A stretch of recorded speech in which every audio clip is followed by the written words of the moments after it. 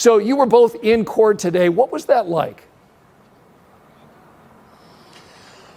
Well, Scott, we wish that we could actually have you and our viewers be able to see what things were like for yourselves by having cameras in the courtroom. The reality is, Judge Francis Gall ruled that cameras are not going to be allowed in the courtroom.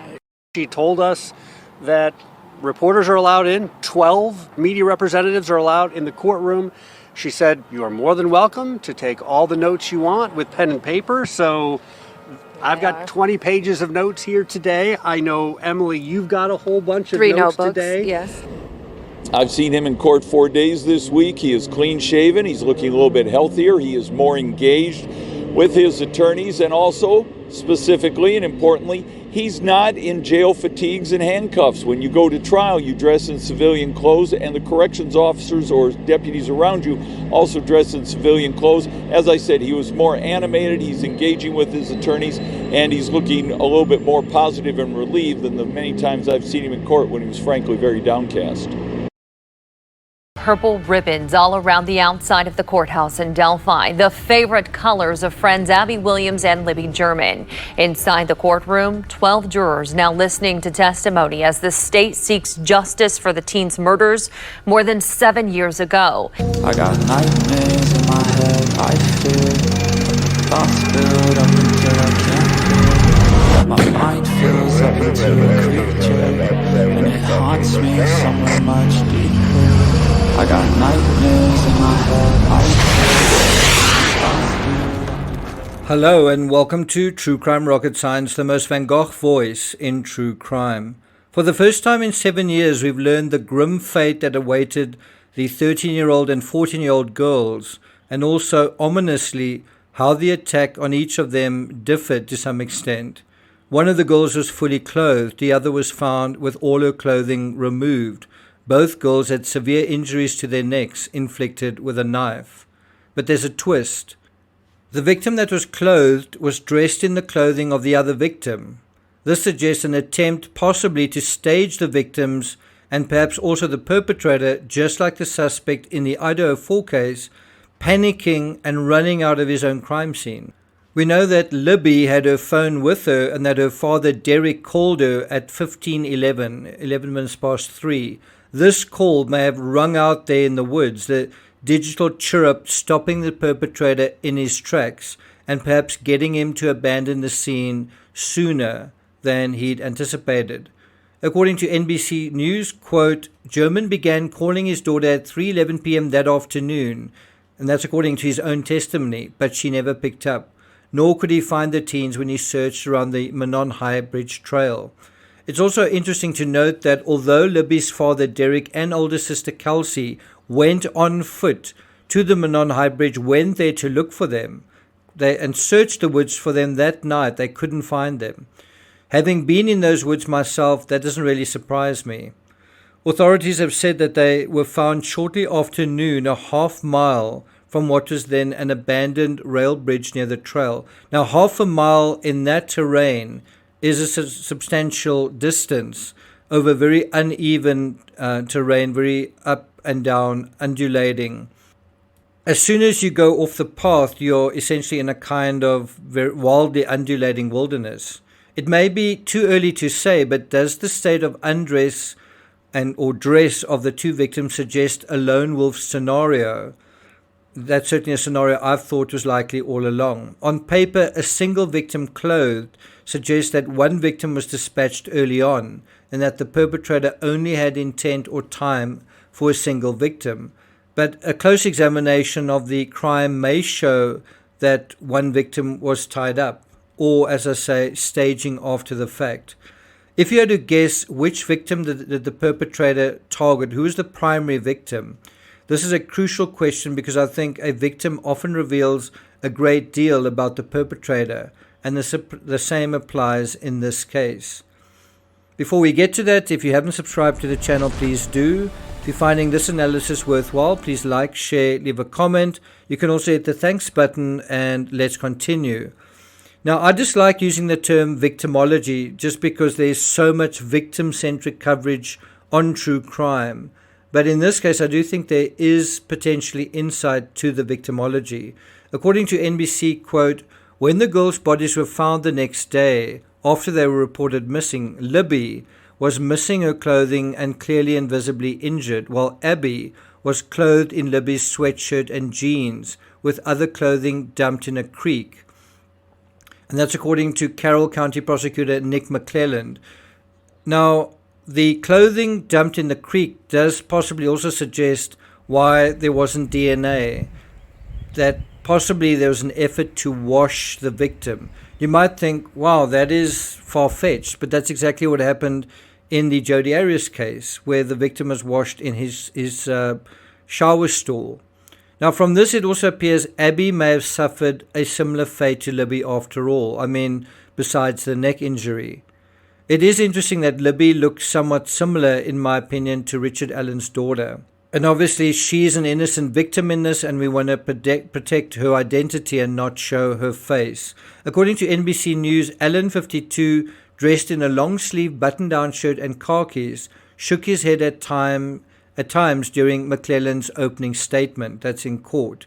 We've also learned that a strand of hair found on Abby's fingers isn't from Allen or the girls, but could be from one of the girls' relatives.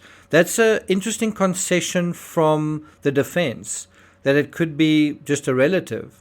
Apparently, testing hasn't been done to confirm who it matches. Again, I'd be interested to know, was it a long hair or a short hair? The defense have proposed an elaborate theory surmising that the girls were abducted and then taken somewhere else, then returned to the original site. I suspect this theory is meant to implicate Ron Logan. Well, I'm not going to take it further than that. It is early days, and I think some of the exhibits are going to be photographed and revealed to the public by Tuesday next week. I do want to add something. What I think is interesting about the Delphi case is that the perpetrator was recorded on the victim's phone. That footage was shown repeatedly in the news and on social media, hoping that someone out there, some public person could help solve the case. And then obviously social media was all over it. And yet social media failed to solve the case. Who solved it? Who in the end has solved the Delphi case? In the sense of bringing it to trial at any rate. The investigators, the cops, the favored piñata in true crime. I also find it ironic, the indignation from folks in the media. You've heard it at the beginning of this clip. I don't want to be writing things down. I want full access. I'm used to it. I'm entitled to it. Especially what I've seen on social media regarding attempts to protect the integrity of the trial, especially the privacy of the jurors entering and leaving the court. People are indignant about that. And what I think this shows is to the extent social media and even the media have metastasized in their coverage of these cases. I don't know when they forgot that this is about real people who have died, real families that are grieving, and real efforts to find justice. And surrounding this are people who are convinced that someone else is guilty, and they're caught up in all sorts of conspiracies thanks to the wonderful gift of social media. You know where it needs to be dealt with, a case like this? In a courtroom, not in the court of public opinion. And that process needs to be protected, honored, and respected.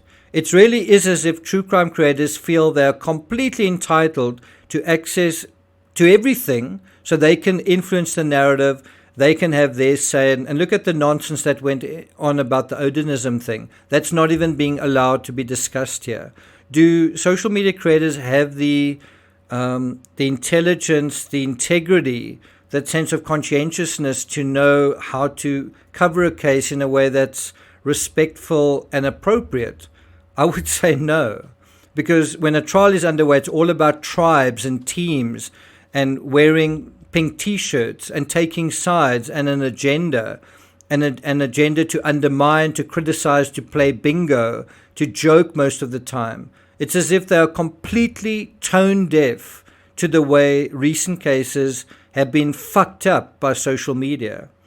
We've just seen the extreme efforts that have been taken in Idaho just to give the Brian Koberger case a fair trial.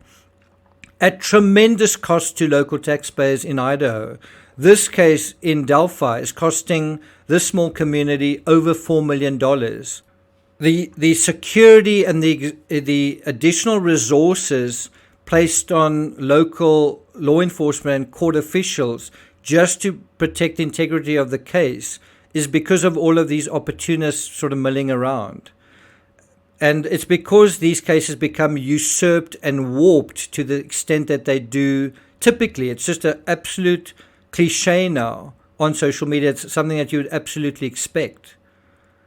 And I wouldn't be surprised if those responsible for presenting the Delphi trial took a good look at the Karen Reed case and said, we're not going to allow a circus each and every day arriving and leaving the court and having their sort of 15 minutes of fame every day with social media influencers and then end up with a similar result, a mistrial.